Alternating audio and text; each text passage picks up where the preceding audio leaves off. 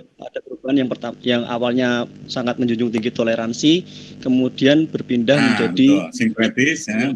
Sangat radikalis istilahnya. Ya, itu jangan pakai kata radikalis.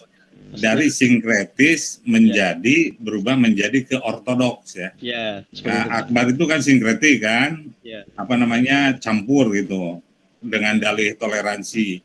Tapi kemudian Aurangzeb berusaha untuk mengembalikan Islam ortodoks, Islam yang lebih murni kan gitu kan. Yang sesuai dengan Islam, tidak terpengaruh oleh pengaruh-pengaruh ajaran lain. Nah itu kesimpulannya itu. Bagus, itu dikembangkan lebih lanjut ya. Baik, terus yang berikutnya Dinda. Baik Pak.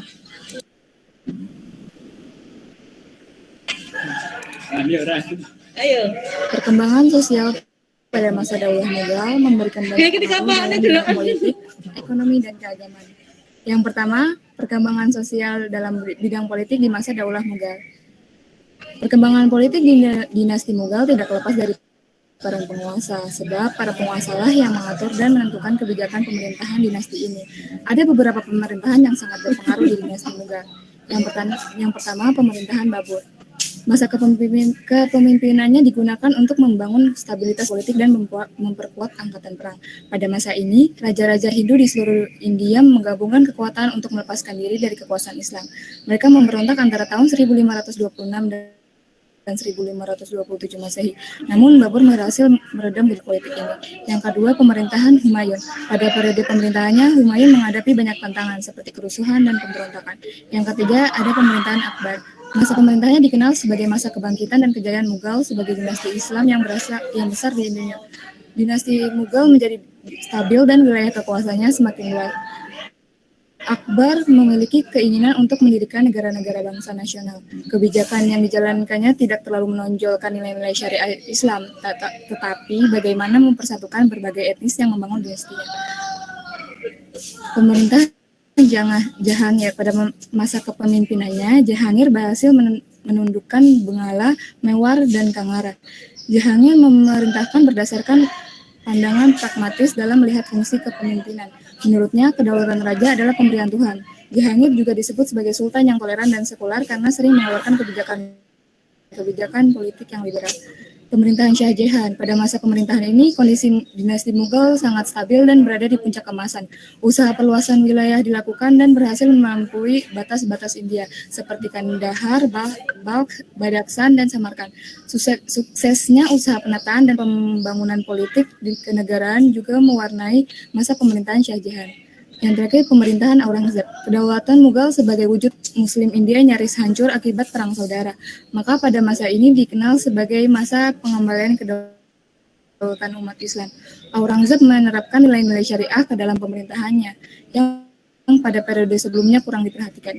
Yang kedua, perkembangan sosial dalam bidang ekonomi di masa Daulah Mughal. Dalam bidang ekonomi, kontribusi Mughal melalui pertanian, industri, dan perdagangan. Di sektor pertanian, pemerintah membentuk lembaga khusus yang berfungsi untuk mengumpulkan hasil pertanian dan melindungi petani. Wilayah terkecil disebut Deh, dan beberapa Deh tergabung dalam Pakna, kaum petani kewedanan. Komunitas petani dipimpin oleh seorang mukadam. Melalui mukadam inilah pemerintah dapat berhubungan dengan petani. Selain digunakan untuk kebutuhan dalam negeri, hasil pertanian seperti padi, kacang, tebu, sayur-sayuran, rempah-rempah, tembakau, dan kapas banyak diekspor ke Eropa, Afrika, Arabia, dan Asia Tenggara. Ada pula hasil kerajinan seperti pakaian tenun dan kain tipis, bahan gordin yang banyak diproduksi di Gujarat dan Bengal. Untuk meningkatkan hasil produksi, Jahangir mengizinkan Inggris dan Belanda mendirikan pabrik pengolahan Inggris di pengolahan hasil pertanian di Surat. Perkembangan sosial dalam bidang ilmu pengetahuan di masa Daulah. Dinasti Mughal banyak memberikan sumbangan di bidang ilmu pengetahuan. Sejak berdirinya dinasti ini, banyak ilmuwan yang datang ke India untuk menuntut ilmu pengetahuan. Bahkan, Istana Mughal menjadi pusat kegiatan kebudayaan. Hal ini dapat terjadi karena adanya dukungan dari penguasa, bangsawan, serta ulama. Misalnya, Aurangzeb yang memberikan uang dan tanah untuk membangun pusat pendidikan di Lucknow, dan pada masa Shah Jahan didirikan sebuah perguruan tinggi di Delhi. Kesimpulannya, kemajuan yang dicapai pada masa dinasti Mughal merupakan sumbangan yang berarti dalam menyiarkan dan membangun peradaban Islam di India. Penaklukan wilayah yang terus dilakukan oleh para penguasanya membuat dinasti menguasai hampir seluruh wilayah India. Hal itu menjadikan Mughal sebagai sebuah dinasti yang besar. Perkembangan sosial terus terjadi pada masa Daulah Mughal. Hal ini memengaruhi Mughal dalam berbagai bidang, di antaranya politik, ekonomi, dan ilmu pengetahuan. Dalam bidang politik, bermacam-macam pemerintahan yang dipimpin oleh para penguasa Mughal memberikan banyak sekali pengaruh terhadap masyarakat India. Berbagai kebijakan yang berbeda-beda mengakibatkan perubahan nilai-nilai Islam pada masyarakat. Kontribusi Mughal yang meliputi sektor pertanian, industri, dan perdagangan menjadi penyokong dinasti ini dalam bidang ekonomi. Ilmu pengetahuan di dinasti Mughal juga sangat berkembang dan didukung oleh para penguasa, bangsawan, dan ulama. Oke. Terima kasih. Baik, Dinda. Iya, Pak. Dinda, kalau membahas sosial ya, kok ramai sekali, Dinda? Maaf, Pak, lagi di kampus. Hah? Lagi di kampus, Pak. Di kampus mana, UIN? Iya, UIN, Pak. Tadi ke perpus dulu. Gini pertanyaannya ya, kalau Anda membahas tentang, ini kan membahas tentang sosial ya? Iya, Pak. Itu hal pokok, mungkin sudah belajarlah tentang ilmu sosial. Itu apanya yang harus dijelaskan? Mengenai apa? Kehidupan sosial di Daulah Mughal. Lah ya, berdasarkan apa? Enggak, kalau sosial pada umumnya harus berdasarkan apa? Berdasarkan gambaran tentang struktur sosial kan ya, stratifikasi sosial kan gitu ya. Hubungan sosial itu yang terutama itu. Nah, misalnya ambillah tentang struktur sosialnya di Mughal itu seperti apa? Struktur sosialnya berbentuk kerajaan yang itu mah pemerintahan bukan sosial. Struktur sosial. Struktur itu susunan komponen-komponen sosialnya. Jadi masyarakat atau apa namanya ya katakanlah penduduk Mughal itu dilihat secara struktural itu terdiri dari masyarakat apa saja kan gitu antara.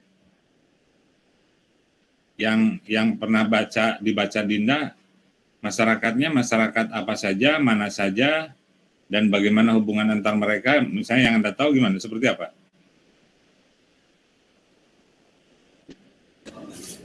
Masyarakat di India yang berbeda agama, misalnya yang Islam atau Hindu, mereka saling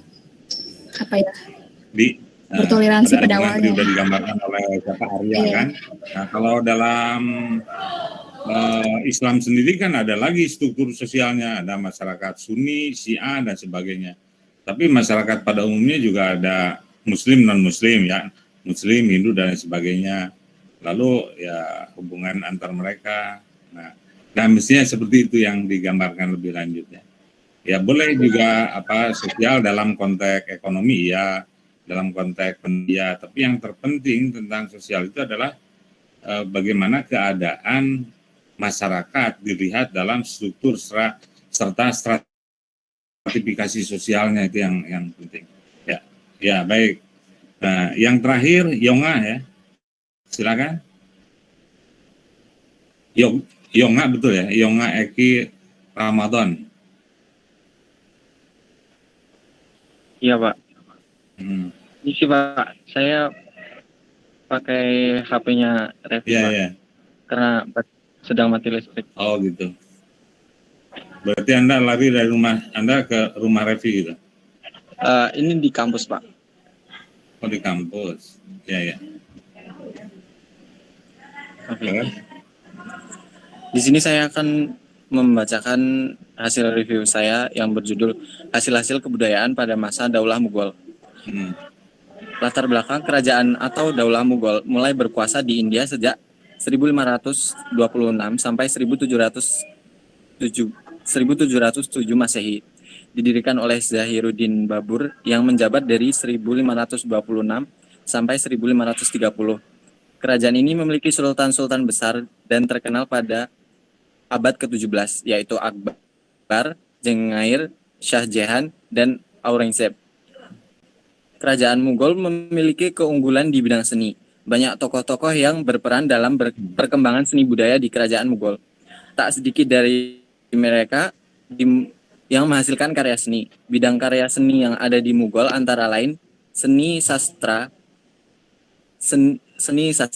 Karya seni yang menonjol dari kerajaan Mughal adalah karya sastra gubahan penyair istana, baik yang berbahasa Persia maupun berbahasa India. Di sisi lain dari bidang seni, banyak juga peninggalan hasil kebudayaan berupa bangunan dengan arsitektur yang indah.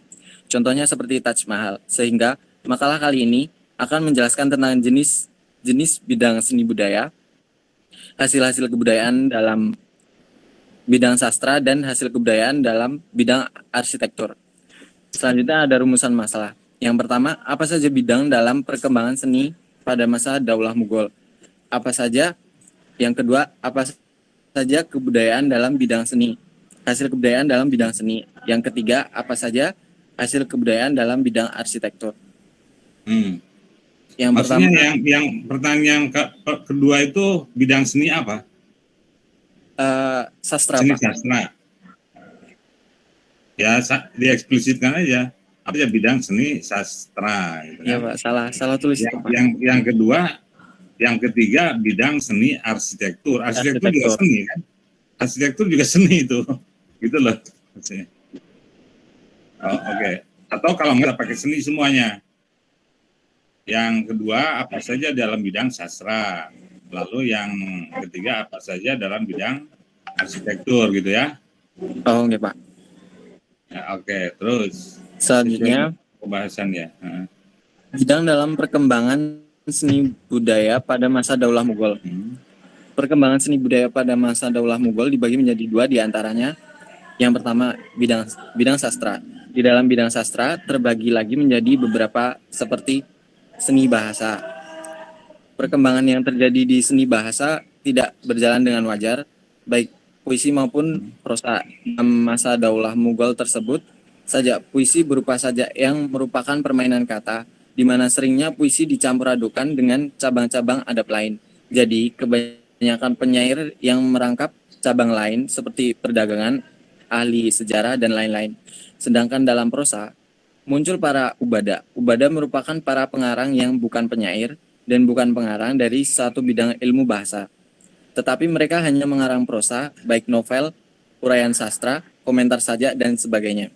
Yang kedua ada seni suara. Di dalam bidang seni ini tidak memperlihatkan adanya perkembangan. Kebanyakan dari para ahli atau pengarang musik tidak menciptakan pembaruan. Namun mereka hanya melanjutkan dan mengembangkan atas dasar aliran terdahulu. Yang ketiga ada seni rupa. Pada bidang ini tidak terlalu mengalami perkembangan pesat dikarenakan dalam Islam ada yang berpendapat mengaramkan patung, namun dilihat dari peninggalan purba kaum muslimin ikut giat dalam sebagian seni rupa. Yang kedua ada bidang arsitektur dan bangunan. Dalam bidang ini para sultan mendirikan beberapa bangunan-bangunan megah dengan ukiran dan bisa dinikmati sampai sekarang. Ciri yang menonjol dari arsitektur Mughal adalah pemakaian ukiran dan marmer yang timbul dengan kombinasi warna-warni. Yang selanjutnya ada hasil-hasil kebudayaan dan tokoh dalam bidang sastra. Yang pertama, hasil kebudayaan dalam bidang seni bahasa. Yang pertama, seperti Tal Afri dengan nama lengkap Syahabuddin bin Muhammad bin Yusuf bin Masud bin Barkah Syaibani, dan menghasilkan karya diwan syair yang berisi ratusan sajak yang bernilai. Yang kedua ada Baushiri, terkenal sebagai penyair yang berhasil mengarang sebuah qasidah burdah yang berjudul Al-Kawakib Ad-Duriyah dan berisi sajak pujaan kepada Rasul. Yang ketiga ada Ibnu Nabatah Al-Misri dengan karyanya Diwan Kabir, Tolik Ad-Diwan yang berisi surat-suratnya, dan Suk Al-Rakik berisi sajak percintaan yang indah.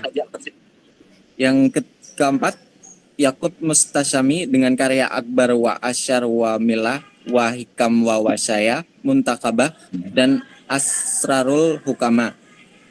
Yang kelima ada Jamaluddin Watwat, pengarang prosa terbaik. Hasil karyanya seperti Rasailul Watwat berisi kumpulan surat-suratnya. Yang keenam ada Kolkoshandi, pengarang prosa ternama. Karyanya diantaranya Nihayatul Irb fi Ma'rifah Qabaili Arab, sebuah ensiklopedia tentang keturunan, kabilah, dan bangsa. Yang kedua ada hasil kebudayaan dalam bidang seni suara. Contohnya Hawi al-Funun wa Salwah al-Mahzun, hasil karya Abu Hasan Muhammad bin Hasan, pengarang dari dinasti Fatimiyah. Kitab ini berisi 80 bab tentang lagu, macam lagu, dan cara menciptakan lagu.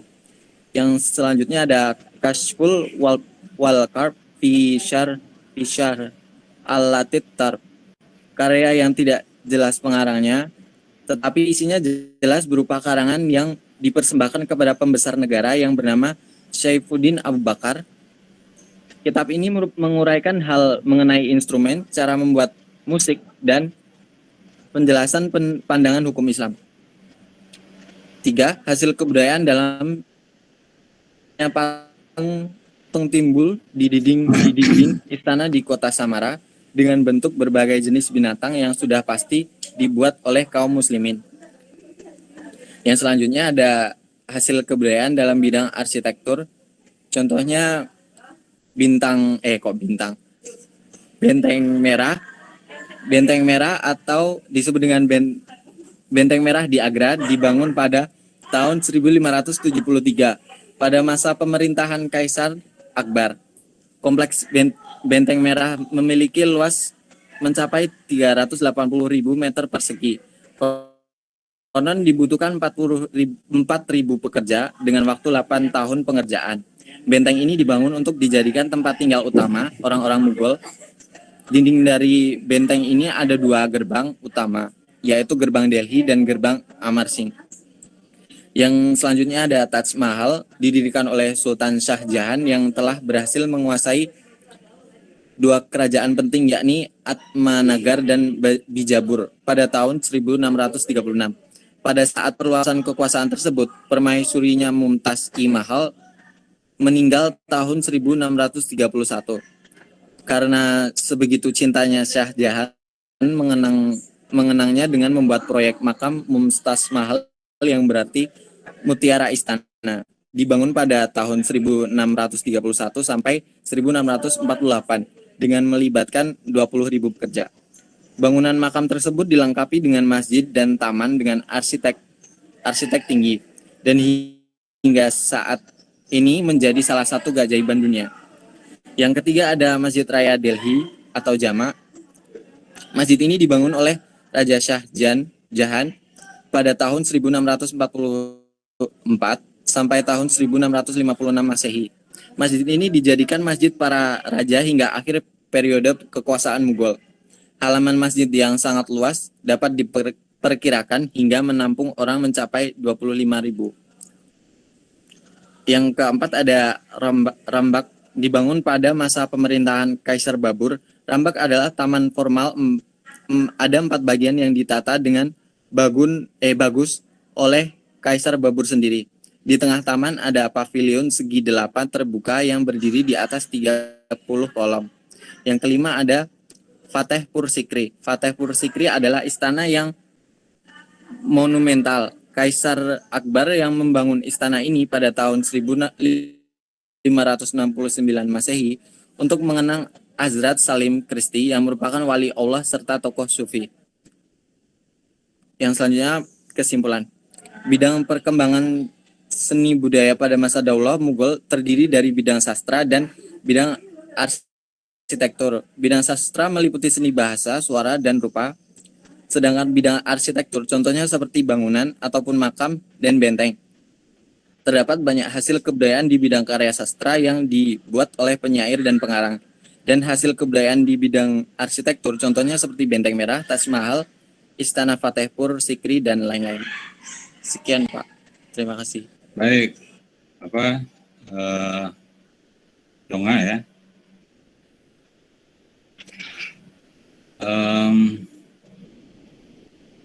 Ini pembahasannya Yonga ini ada pengulangan tapi tidak, sebetulnya ini bisa disatukan.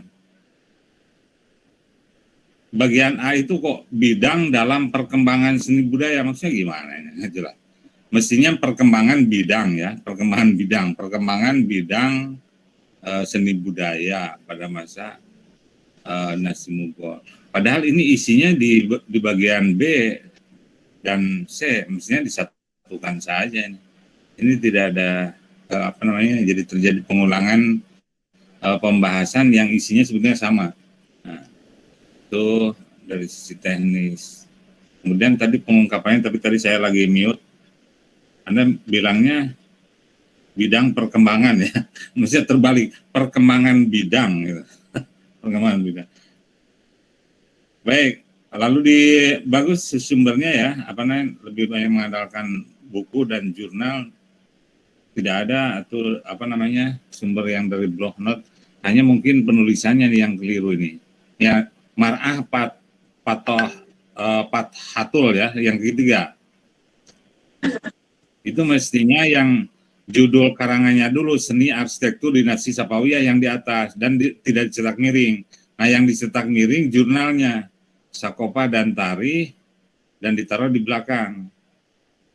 Di belakang setelah judul artikel gitu ya. Nah, itu dicetak miring. Begitu. Oh ya, Pak. Itu teknik penulisan ya, penting juga diperhatikan dari sekarang. Baik, saya lihat. Jadi kalau saya lihat kesimpulannya, Yongha itu lebih bersifat ringkasan ya. Kalau saya tanya seperti tadi, kalau gitu corak kebudayaan ini corak kebudayaan Mughal ya, dilihat dari hasil-hasil kebudayaannya, menurut Anda bagaimana? Corak pada bidang arsitektur lebih menonjol. Keseluruhannya aja, keseluruhan hasil kebudayaan. Apakah coraknya menunjukkan kepaduan antara Islam dan budaya lokal atau bagaimana? Ada enggak pemahaman sampai sana? Terpadu, Pak, kepada Islam. Banyak syair-syair yang menganut pada Rasul, untuk Rasul. Lalu kalau pada bidang arsitektur terdapat masjid-masjid. Gitu, Pak. Gimana maksudnya?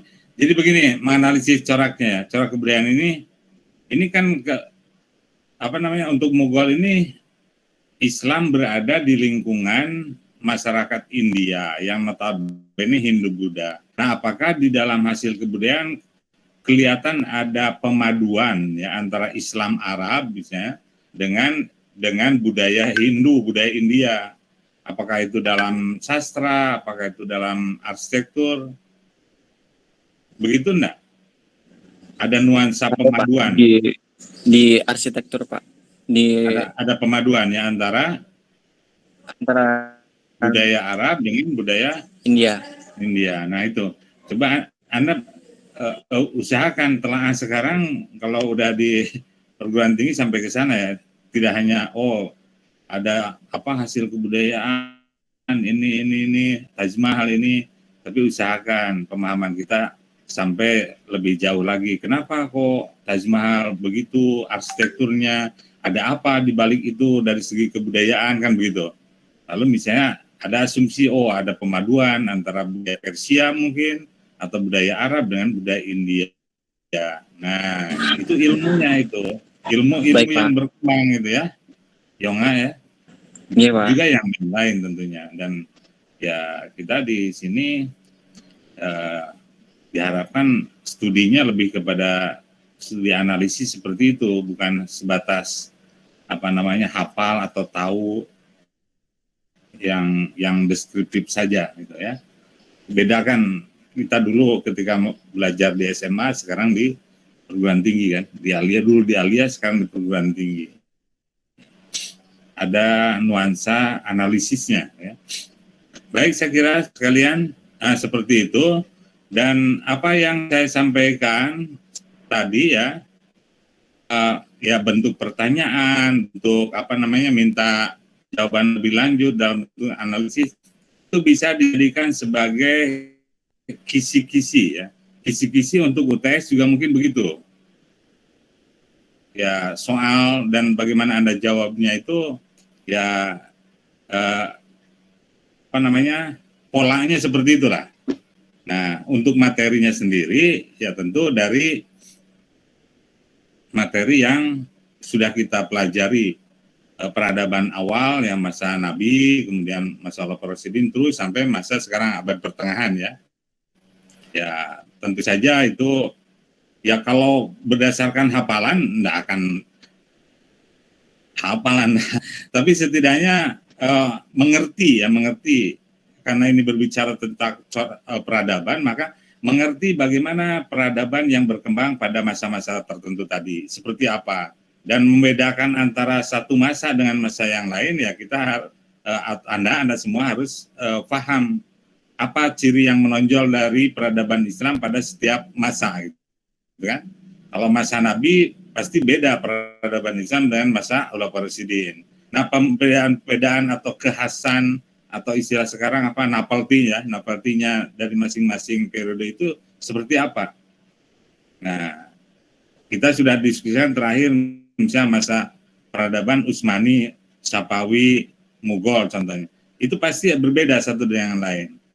Nah, setidaknya Anda pelajari kekhasan dari salah satunya, mungkin begitu. Nah, seperti apa kekhasan peradaban dari salah satu daulah kalau yang masa abad pertengahan. Tapi kalau masa-masa sebelumnya ya intinya semuanya dipelajari. Toh nanti ujiannya juga terbuka tentunya ya. Gimana tidak terbuka walaupun tertutup daring seperti ini pasti Anda pasti membuka buku kan. Tapi ya silakan membuka buku. Tapi usahakan cermati pertanyaannya, minta apa. Nah, jawab pertanyaan itu yang relevan, yang sesuai ya. Sehingga dengan cara itu maka Anda bisa menghindari copy paste atau hanya cuplik sana cuplik sini. Tapi sesuaikan dengan pemahaman Anda sendiri. Contoh misalnya seperti tadi ya, pertanyaan saya. Bagaimana struktur sosial masa Mughal misalnya, atau masa Safawi? Mungkin dalam buku tidak ada secara eksplisit menyebut struktur sosialnya ya, tapi data ada. Nah itu kemampuan Anda untuk menyimpulkan, memahami berdasarkan data yang ada atas pertanyaan. Gitu. Jadi nggak usah bingung misalnya dengan pertanyaannya. Kemungkinan datanya ada, tapi lalu bagaimana Anda mengemasnya menjadi sebuah jawaban yang relevan gitu. Begitu ya. Oke, semuanya bisa bisa dipahami khususnya untuk UTS besok, ujian tengah semester, dan mengenai waktunya ya pada jam kuliah. Berarti hari Selasa ya seperti ini. Ya kita mulai jam 3:30 itu, katakanlah sampai 4:30 kan hanya 100 menit biasanya. Ya 60 menit kalau untuk 2 SKS 60 menit. 60 menit. Ya molor-molornya dengan uploading di nanti pengirimannya di Google Class. Nanti linknya saya kirim ketika itu. Nah, misalnya dengan proses segala macam, ada gangguan sinyal segala macam, mungkin kita ada toleransi lah 10 atau 15 menit. Jadi bisa saja jadi 100 menit ya. Dengan toleransi untuk segala sesuatunya ya. Kenapa Pak untuk UTS seperti itu. Ya. Baik, saya kira itu. Ada pertanyaan kira-kira? Sambil kita absen aja ya. Irma hadir? Siapa namanya? Irma ya? Betul Irma? Biar cepat. Terus Ahmad? Hadir Pak. Hadir. Oke. Afi Tiara? Hadir Pak. Sania? Dita? Hadir Pak. Isti? Hadir Pak. Aulia? Hadir Pak. Aulia? Sakira? Alvin? hadir. Ripta hadir. Hadir Pak, hadir. Fikriansa, Hesti, Fikriansam tadi hadir. Fikriasam, Oh, enggak ada yang jawab tadi. Tadi yang jawab siapa namanya? Rifta kan? Oke. Fikrian Sam belum ada konfirmasi. Dia hadir. Hadir Pak, hadir. Siapa tadi ada chat barusan? Apa katanya? Isti Pak. Isti anu hari hadir siapa? Isti hadir Pak. Oh. Tadi udah dipanggil toh Isti. Udah kan? Terus Abinas. Hadir Pak, hadir. Oke, Farid. Hadir.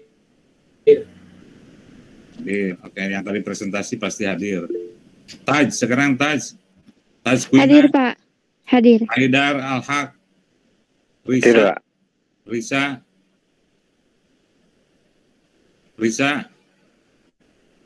Bagus. Hadir Pak. Oh, kok telat? Hadir. Nah, Bagus, hadir. Hadir Pak. Adibah, Hadir, Pak. Faiz Nur, bukan Faiz yang tadi presentasi, Faiz Nur. Hadir Pak. Ya? Oh, hadir. Hadir.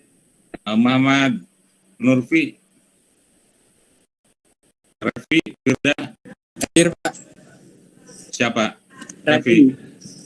Kalau Muhammad Nurfi tadi tidak ada ya? Belum ada. Kalau berdasarkan partisipan ini kelihatannya 3 orang yang nggak hadir. Muhammad Nurfi, oke, tidak hadir. Nala hadir, Pak. Nala hadir.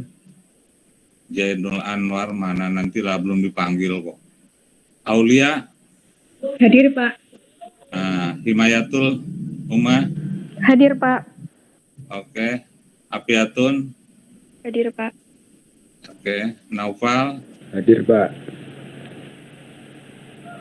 oke. Terus Zainul Anwar, Hadir. Mbak Daun, Hadir, Nadir, Hadir Pak, hadir. Sauda. Pak Sauda itu Pak mati listrik. Oh, berarti izin. Oke, Bagus, Faizal, Hadir Pak, hadir. Bintang. Hadir Pak, hadir. Oke. Jadi 1, 2. Maaf Pak, 3. saya kira hadir Pak. Udah dipanggil tadi kan? Udah. Fikriansah ya yang nggak hadir itu ya. 3, betul. Dengan yang izin tadi 3 orang tuh. Di sini 38 dengan saya kan. Baik. Oke, sudah jelas semuanya untuk UTS. Saling biar serempak semua. UTS ulangan gitu aja. Yang bisa dipastikan tidak ada UTS ulangan. Kecuali sakit. Kalau alasan bukan sakit, saya tidak memberi kesempatan. Repot. Banyak yang diurus lain. Saya harus ngurus 1-2 karena misalnya terlambat atau apa. Gitu. Dan kan tidak untuk uploading misalnya pas listrik mati pun ya bisa lewat HP atau bagaimana caranya lah Anda usahakan lah. Saya kira itu ya, kita akhiri untuk kuliah sore ini dengan bersama-sama baca Alhamdulillah.